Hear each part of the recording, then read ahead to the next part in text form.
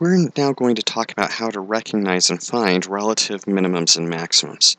And remember that a minimum is the lowest point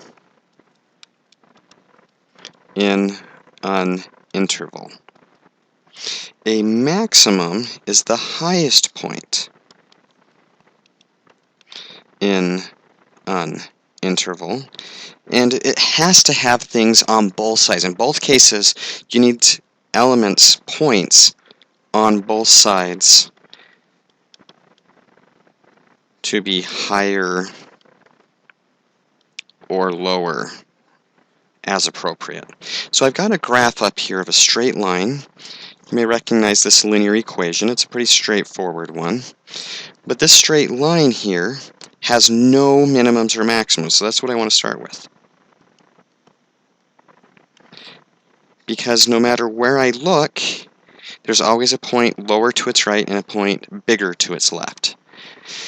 So this is just, if it's just always increasing, always decreasing, or always constant, there are no minimums or maximums. It has to have those turning points, those points where it changes between the different fields.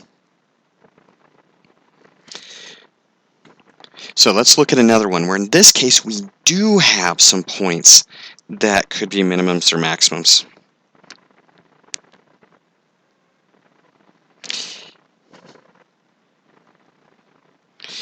So let's look at them. So here we have a minimum. So let's look for minimums. And we know this is a minimum because it goes up to the left and up to the right. So that's a minimum. And so we have a minimum at -3, -2. This isn't a minimum, and no point in between it is. So we've got the dark circles on our turning points. So that's where we're going to look. This is a minimum at 0, 0. And another one at 2, -3.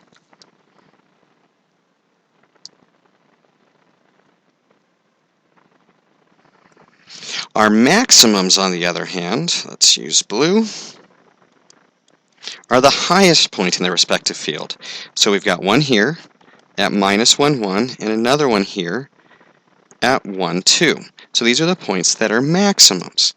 And again, these points here don't work because they're not, this is a decreasing function from left to right, this is an increasing function from left to right. There are no more turning points, so we don't need to worry about any more turning points.